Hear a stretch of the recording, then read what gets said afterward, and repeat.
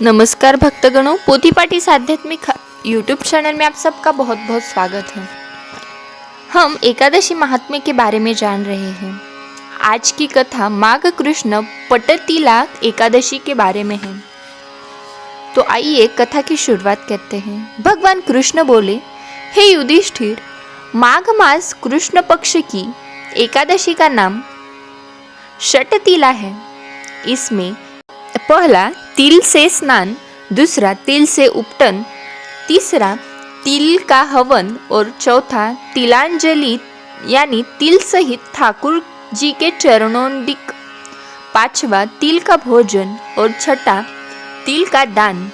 यह षटतिला कहलाती है। इसका महात्म्य पुलस्त्य ऋषि ने दालभ्य को सुनाया था।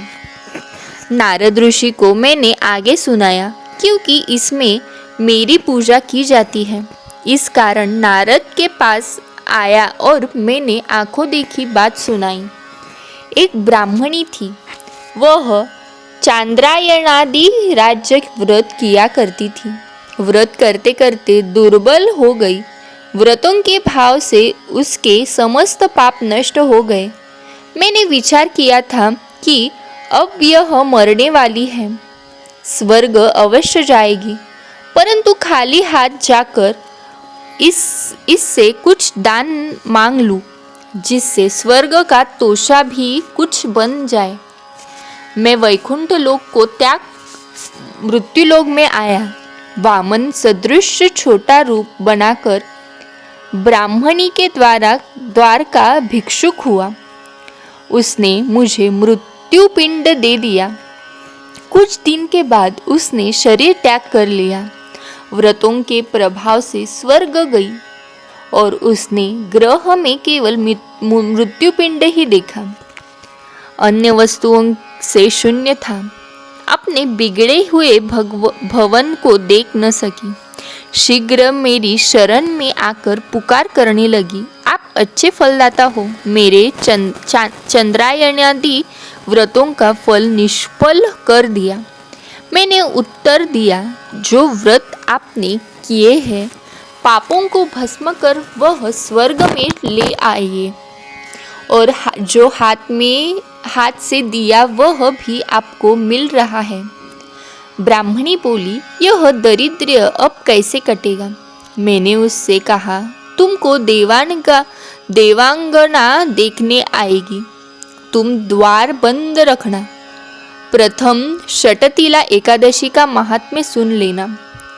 वह ब्राह्मणी अपने भवन में गई, द्वार बंद कर दिया। देवकन्या दर्शन को आई और कहा, द्वार खोलो, मुख दिखाओ। ब्राह्मणी बोली, पहले मुझे षटतिला एकादशी महात्म्य को सुनाओ। देव स्त्रियां बोली, बिगड़े हुए भाग्य को संवारने वाली षटतिला एकादशी है। गोहत्या, ब्रह्म हत्या इत्यादि महापाप करने वाले को भी मुक्त कर देती है।